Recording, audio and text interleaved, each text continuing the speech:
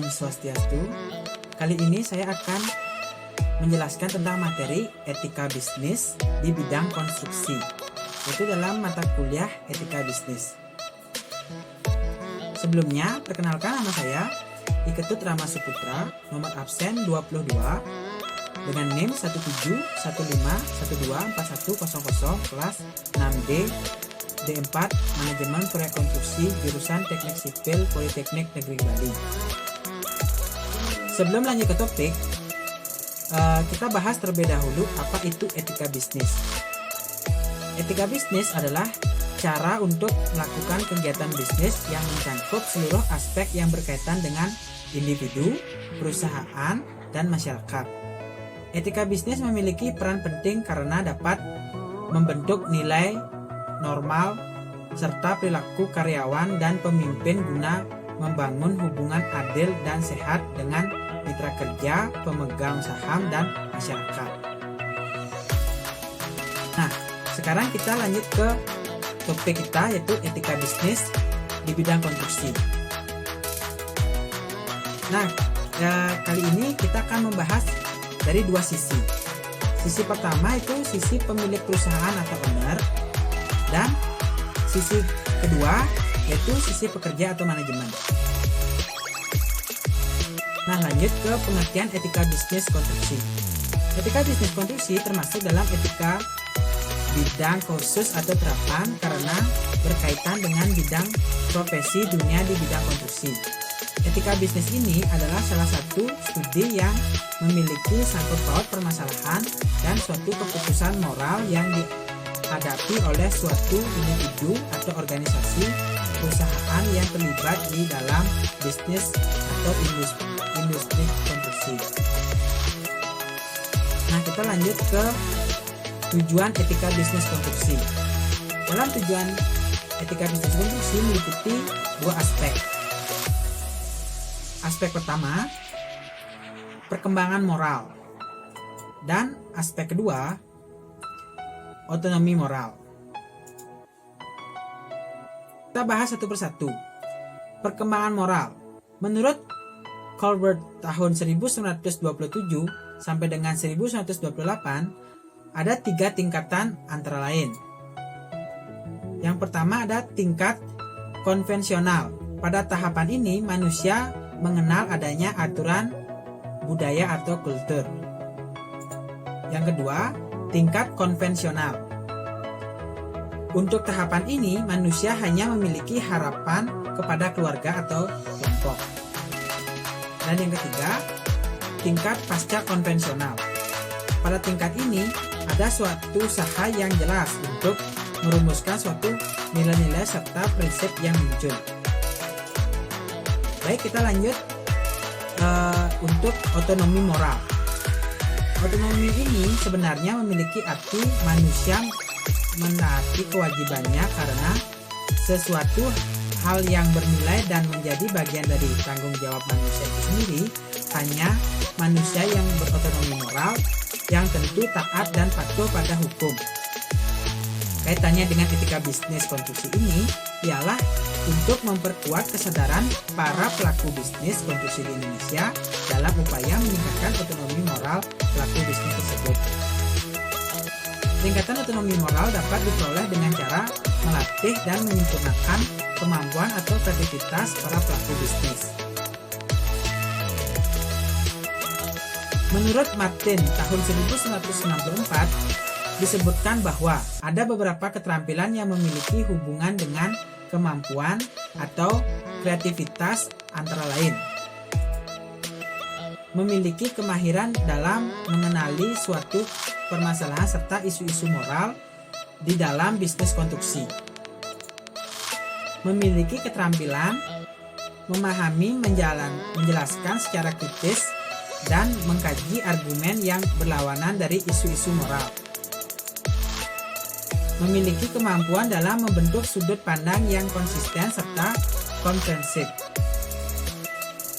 memiliki keadaan yang imajinatif tentang berbagai respon alternatif terhadap isu-isu dan pemecahan kreatif atas kesulitan yang dihadapi, memiliki kepekaan terhadap kesulitan yang terjadi, peningkatan ketetapan dalam penggunaan bahasa etika yang lazim.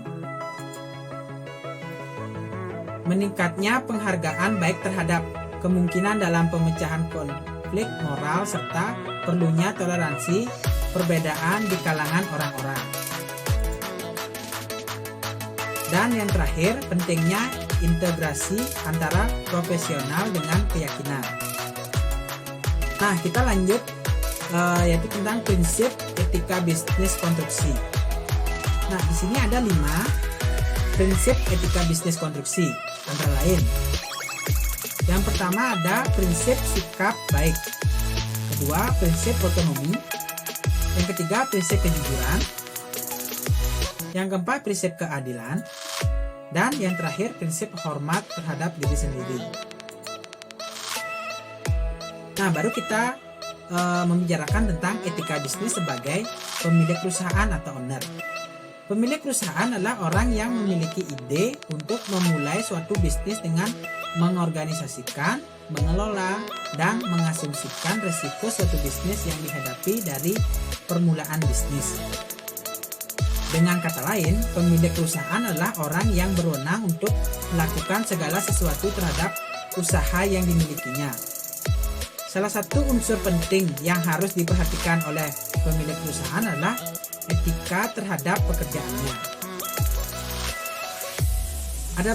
Adapun beberapa tanggung jawab perusahaan terhadap pekerjaannya, antara lain.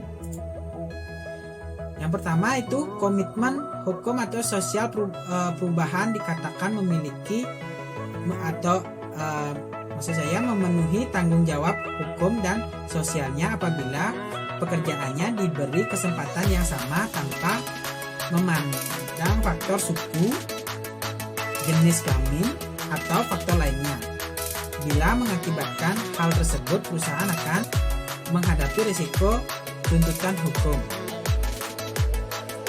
Yang kedua, komitmen etis menghargai pekerjaan sebagai manusia juga menghargai pelaku mereka sebagai individu yang bertanggung jawab secara etis. Nah, lanjut. Yang kedua itu etika bisnis sebagai pekerja atau manajemen. Yang terdiri dari beberapa. Yang pertama, kewajiban ketaatan pekerja harus taat terhadap peraturan dalam perusahaan. Kewajiban konfidensialitas, kewajiban pekerja untuk menyiapkan informasi yang bersifat konfidensial atau rahasia yang telah diperoleh dengan penjalanan suatu profesi. Kewajiban loyalitas dan kewajiban melaporkan kesalahan perusahaan. Nah, jadi di dalam suatu perusahaan setiap pekerja harus mempunyai kode etik dalam beretika terhadap atasan, antara pekerja dan pihak luar. Karena itulah yang mencerminkan pribadi kita sebagai seorang pekerja yang mempunyai etika dalam berbisnis ataupun menjalani hubungan dengan pihak luar yang berkepentingan. Etika bisnis tidak bisa dianggap sepele. Karena jika kita bekerja di suatu perusahaan, pastinya pihak perusahaan akan melihat dan menilai sikap setiap pekerja dalam bekerja dan menanggapi suatu masalah.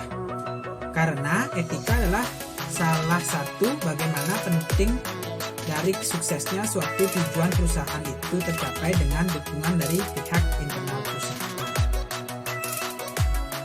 Nah, dari materi yang sudah saya paparkan tadi, dapat disimpulkan bahwa etika bisnis konstruksi termasuk dalam etika bidang khusus atau terapang karena berkaitan dengan bidang profesi dunia di bisnis konstruksi. Etika bisnis di bidang konstruksi dibagi atau kita bahas itu dua sisi, yaitu sisi sebagai pemilik perusahaan atau owner dan sisi sebagai pekerja atau manajemen. Etika bisnis di bidang konstruksi sebagai pemilik perusahaan adalah orang yang memiliki ide untuk memulai suatu bisnis dengan mengorganisasikan, mengelola, dan mengasumsikan risiko suatu bisnis yang dihadapi dari formula bisnis. Sedangkan etika bisnis dengan etika bisnis di bidang konstruksi sebagai pekerja harus memiliki jiwa loyalitas dan memiliki kewajiban dalam mentaati peraturan dalam perusahaan. Nah, sekian pemaparan materi dari saya tentang etika bisnis dalam konstruksi. Semoga bermanfaat untuk kalian semua. Apabila ada kesalahan kata dari saya dan teman-teman ingin bertanya ataupun kritik dan saran, bisa dilakukan pada kolom komentar di bawah. Akhir kata saya ucapkan terima kasih dan sampai jumpa. Om Santi Santi Santi Om.